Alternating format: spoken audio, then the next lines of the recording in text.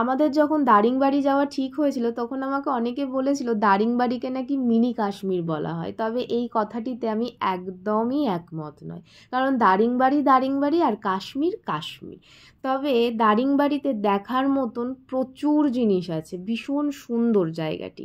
সকালবেলা ঘুম থেকে উঠে স্নান করে ব্যালকনিতে একটু দাঁড়িয়ে সমুদ্রের হাওয়াটা উপভোগ করছিলাম। যাই হোক, তারপরেই ব্রেকফাস্ট করে নিলাম। সকালবেলায় খাওয়ার অভ্যেস একদম নেই, কিন্তু খেতে হবেই। ব্রেকফাস্টে খেয়েছিলাম লুচি আর আলুর তরকারি।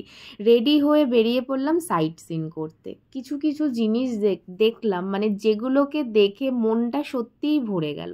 সবার প্রথম যেখানে গেছিলাম সেই জায়গাটির নাম হচ্ছে তপ্তপানি।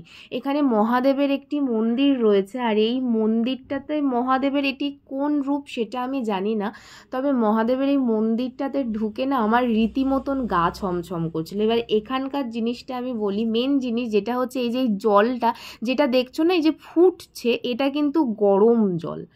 আমি প্রথমে বিশ্বাস করিনি, তারপরে যখন ওখানে গিয়ে আমি পা দিলাম, সত্যি অসম্ভব গরম জলটি, মানে কি অদ্ভুত একটা জিনিস আমি দেখলাম। তারপর সেকেন্ড যেই জায়গাটিতে গেলাম, এই জায়গাটি এত সুন্দর, এত সুন্দর, পেছনে পাহাড়, সামনে এরকম ঝর্ণা, অসম্ভব সুন্দর।